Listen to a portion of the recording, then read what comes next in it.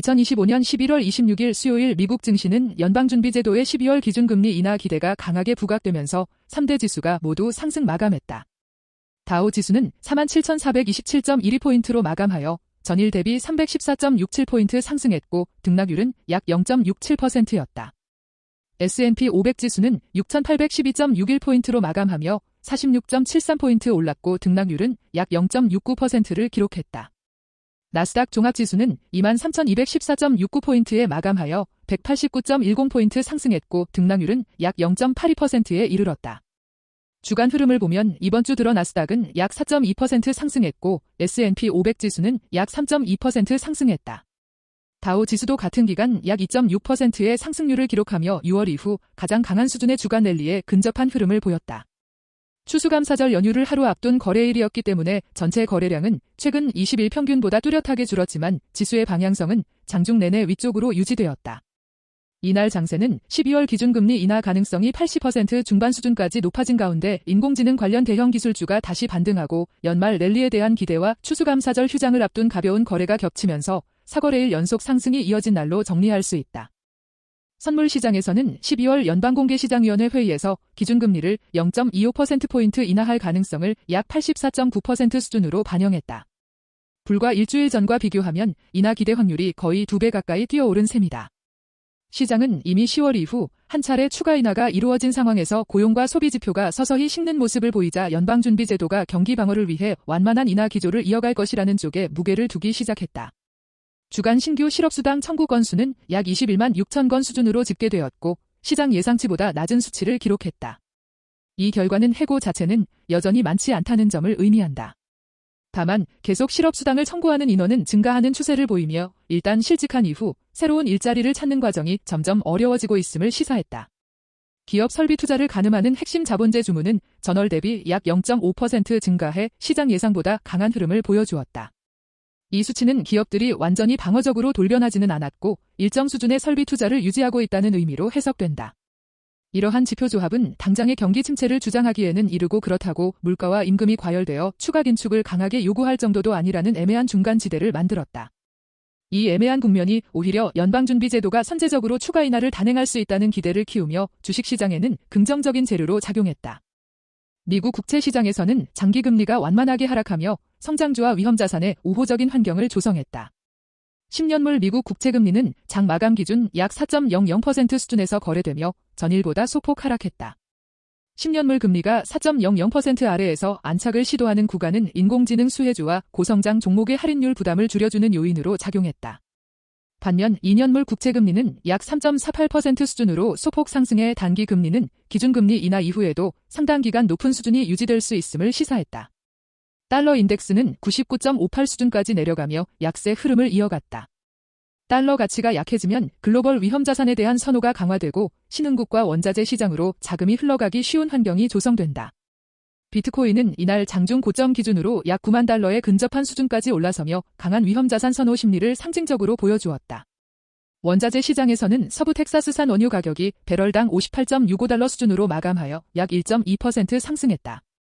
금 선물 가격은 트로이 온스당 4,200달러에 가까운 수준으로 오르며 약 1.4% 상승했다.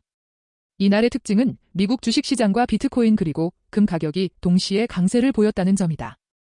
위험자산과 전통적인 안전자산이 동시에 상승하는 모습은 연방준비제도의 추가 완화와 유동성 공급에 대한 기대가 커질 때 자주 나타나는 전형적인 패턴으로 해석할 수 있다.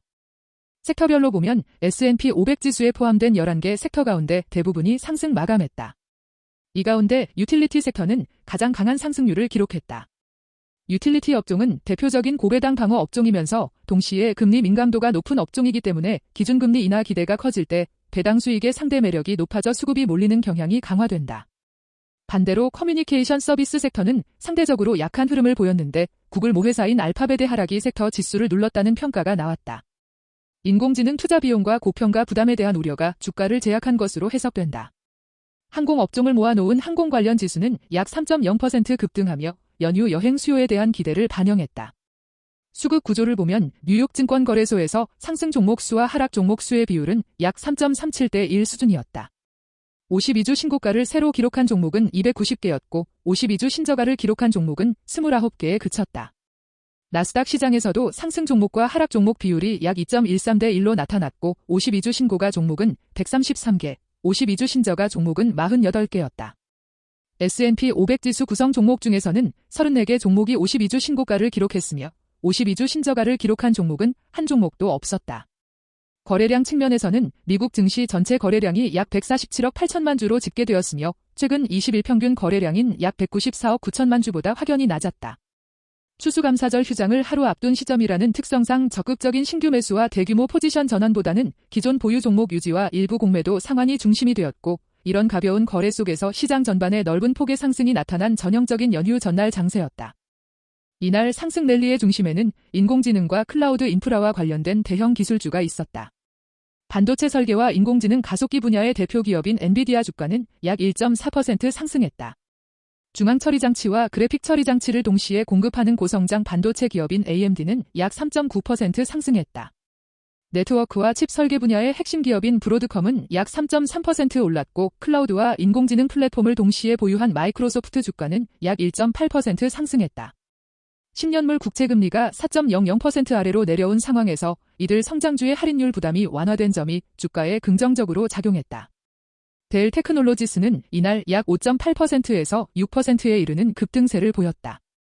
회사는 연간 매출과 이익 전망을 상향 조정했고 인공지능 서버 관련 누적 주문 규모가 연초 이후 120억 달러를 넘어섰다고 밝혔다.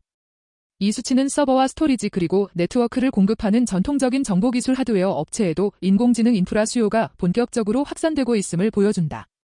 반면 인사와 재무 클라우드 소프트웨어를 제공하는 워크데이는 약 7.9%에서 8% 정도 하락했다. 분기 실적은 무난했으나 향후 구독 매출 성장 전망이 시장 기대에 미치지 못했고 교육과 공공부문 고객의 지출이 신중해지고 있다는 발언이 부담으로 작용했다. 농기계 기업디어는 연간 이익 전망을 하향 조정하며 약 5.7%에서 6% 수준의 하락률을 기록했다. 농가 소득 둔화와 글로벌 수요 약화, 관세에 따른 마진 압박을 이유로 제시하면서 경기 민감 제조업의 리스크를 드러낸 사례로 평가되었다. 이와 함께 개인 투자자 비중이 높은 로빈후드는 예측 시장과 파생상품 청산소 사업 진출 계획을 발표한 이후 약 10%에서 11%까지 급등했다. 의류 리테일 업체 어번 아웃피터스는 기대를 웃도는 실적으로 약 13% 상승했고 헬스케어 보험사인 오스카헬스는 증권사 목표주가 상향을 계기로 일주일 동안 약 35% 급등한 데 이어 이날도 약 9% 추가 상승했다. 글로벌 시장에서도 미국 증시의 상승과 연방준비제도의 인하 기대가 동시에 반영되었다. 캐나다 토론토 증권거래소의 주요 지수인 TSX 지수는 31,180.25포인트로 마감하며 사상 최고치를 기록했다. 에너지와 금, 원자재 강세에 더해 미국의 완화 기조 기대가 캐나다 주식시장에도 긍정적으로 작용했다. 일본 니케이 지수는 49,559.07포인트까지 올라 약 1.85%의 일일 상승률을 기록했으며 독일과 영국을 포함한 유럽 주요 지수들도 전반적으로 소폭 상승했다. 이날은 연방준비제도의 인하 가능성이 미국을 넘어 전 세계 위험자산 가격을 끌어올린 하루였다고 할 수 있다. 이날 장세의 의미는 몇 가지로 정리할 수 있다.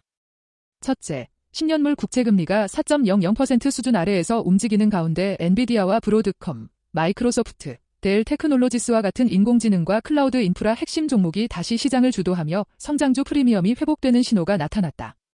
둘째, 워크데이와 디어처럼 실적이나 가이던스가 기대에 조금만 미치지 못해도 5%를 넘는 급락이 즉시 반영되는 사례가 동시에 나온 점을 감안하면 개별 기업 실적에 대한 민감도와 변동성은 여전히 높지만 그 위에 기준금리 인하라는 것이적 스토리가 덮여있는 구조라고 볼 수 있다.